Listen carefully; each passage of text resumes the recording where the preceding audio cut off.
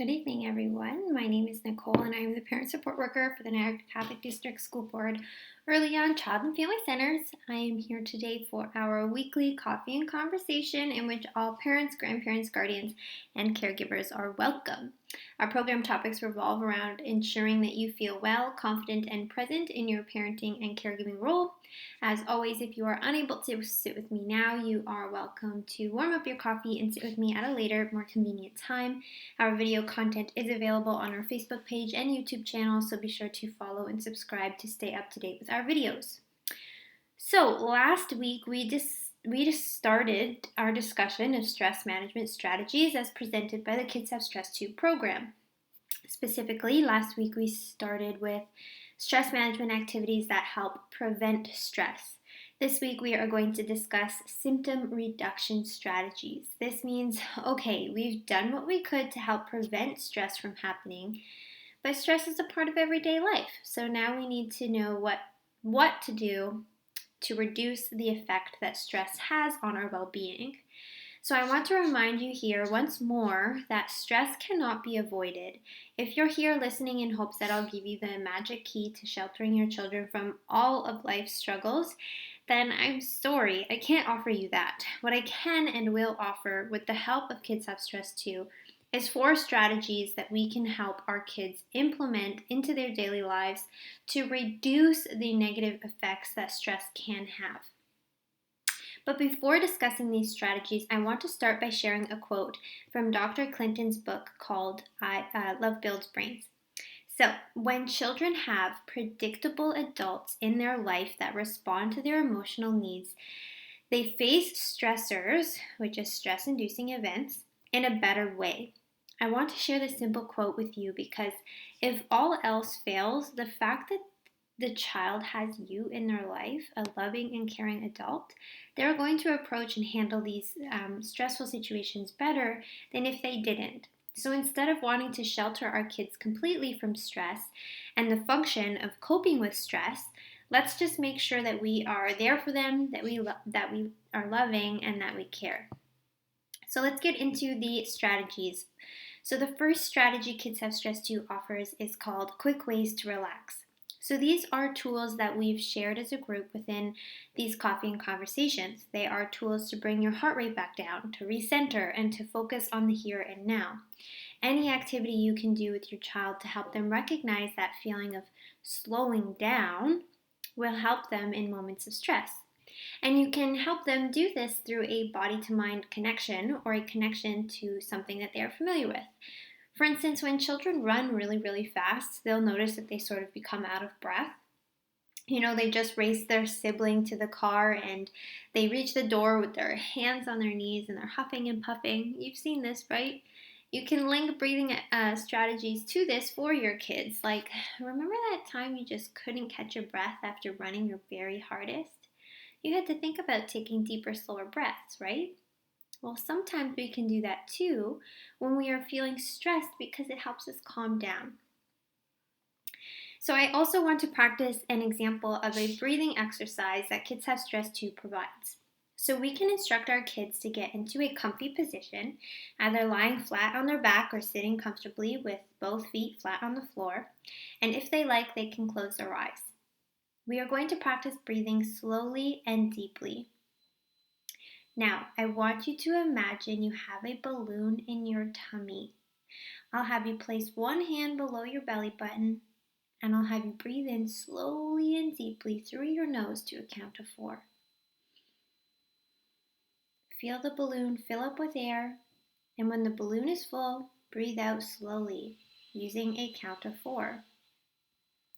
To flatten the balloon, your hand may raise and fall as the balloon fills and empties. And then you can breathe with them. So slowly blow up to the balloon, 1, 2, 3, 4. And slowly blow out the balloon and flatten the balloon, 1, 2, 3, 4. And you can repeat 5 times and then just breathe normally. So you can also do activities that help them release tension in their body, like stretching. Or you can remind them to care internally through a little kid cuddle. So why don't you do it with me? We're going to stretch our arms out wide, wide, wide, wide, wide. We're going to slowly bring our arms forward and cross in the front, bringing each hand to the opposite shoulder, and then squeeze and rock and cuddle that big kid in your arms.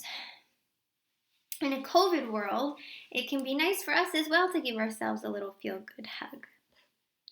Another tool in line with this idea of using our imagination to blow up the balloon or feel a hug is to utilize imagination to either prepare ourselves for a stressful event or escape from a stressful event. So kids can learn that they can use their imagination to play out the steps needed to get from home to the doctor's office and then back home. And if they imagine themselves coping successfully with the stress of getting a needle, for example, then they'll be more confident when they actually approach that situation. Likewise, when your child is perhaps feeling the stress and loneliness from the pandemic, you can encourage them to use imagination to take them back to a place that makes them happy. Perhaps they can imagine themselves playing with their cousins or visiting the water park. They can activate that good feeling just by imagining themselves back in that place. Two other strategies that Kids Have Stress 2 provides as a stress symptom reducer relate to the way that the child talks to themselves. So we all have a positive and negative voice in our minds. The voice that tells us we can accomplish anything and the voice that tells us we can't. So what can we do to ensure that our child's positive voice is louder? We can start by encouraging our children to think of a list of things they love to do to take care of themselves when they feel tense and upset. For example, singing and dancing, or talking to someone they like, or maybe stomping on a pillow. We need our kids to know for themselves how to help themselves when they feel stress. And increasing their options and choices for positive strategies for self-soothing will reduce feelings of helplessness and worry over which they need to get some control. So perhaps you can even try making a list together that stays up in the room, to help myself feel better, I can, ... And then discuss with your child what these options might be. Perhaps you created a comfy corner in your home like we discussed last week. Well, then we'd remind our child that there's that outlet for them when they feel down, stressed, overwhelmed, or whatever it might be. We can also explain this idea of a positive and negative voice to our kids by helping them imagine that they had two little people, one on each shoulder. One is a friendly little buddy who cheers for you, says good things about you, and sticks up for you. But then the other one is a mean, critical bully who points out all of your mistakes and calls you nasty names. We want to encourage the positive voice to be louder than the negative voice here. So we can tell our children, when you hear your friendly buddy, I want you to listen carefully and repeat those words out loud. But when you hear the mean bully say things like, you are lazy, don't agree with that, what you hear, say, no, that's not right. Remember to always be your own best friend, because best friends are kind, best friends are understanding, best friends encourage us when we have disappointments, and best friends help celebrate our successes. So you can also help your child by making a book called I Can, and you can ask them for things that they know they can do well, and then they can illustrate that book. So maybe you say, I can do puzzles, and they draw a puzzle. I can paint pictures. I can put my jacket on. I can water my plants. So, this is a good reflection for us adults as well, because we might not even notice how dominant our mean little shoulder buddy is. So I challenge you to keep a diary for 3 days and tally how many times you had a negative self-comment versus a positive self-comment. And see if this is something that you need to work on for yourself as well. The final strategy Kids Have Stress 2 offers to reduce stress for our kids is physical activity. So daily physical activity is a crucial part of maintaining our overall health and well-being and coping effectively with stress for children and adults alike. Research shows that the attitude and personal practices that caregivers have toward physical activity can actually impact how active their children are. So we have to be active role models. If you were looking for a reason to treat your own body better, well, here it is. Do it for your kids. When kids see adults having fun being active, they're more likely to be active themselves. And the added bonus is that if this daily physical activity is started at an early age, it is likely that this involvement will continue throughout their lives. So, in line with this, a key message that I'd like to add here is to be careful of our discussion of why we want to be active. I struggle a bit with this idea of encouraging our kids to be active only because when I want to be active, it's because I want to maybe change something about my body. So this idea of being active to maintain a certain weight or to lose your baby belly fat, this can be really detrimental to our kids' body ideals. So obviously this is a sidetrack comment and not the focus, but it allows us to refocus our perspective on physical activity to be beneficial for our mental health, our stress, and our well-being. Right? Good. Yes. So toddlers aged 1 to 2 years and preschoolers aged 3 to 4 years should accumulate at least 180 minutes of physical activity at any intensity spread throughout the day. And then children 5 to 11 should accumulate at least 60 minutes of moderate to vigorous intensity of physical activity throughout the day. So to achieve this, one activity they present that I really like is called the walk and roll.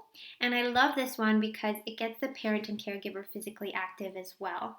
So in this activity, you take your little one out for a walk and try different walks along your journey. So you can walk slowly and then you can walk quickly with heavy loud steps or on your tippy toes. You can walk with long strides or tiny steps. And you can walk in a straight line or a zigzag. You can even run, skip, hop, step, or jump. So now I feel ready to get outside myself and take some time to focus on my own physical activity, especially when I can see straight outside to the blue sky. So in summary, today we looked at ways to reduce stress symptoms through relaxation and imagination techniques, through positive self-talk, so talking about what we can do to make ourselves feel better, and focusing on the nice little buddy on our shoulder, and finally through physical activity. Next week we are going to discuss stress problem-solving activities to teach our kids to help them cope with these stressors. Don't forget to check out our mindful mini activities tomorrow. I hope you have a wonderful rest of your evening. I hope you have a fantastic week with your positive shoulder buddy, and I will talk to you soon.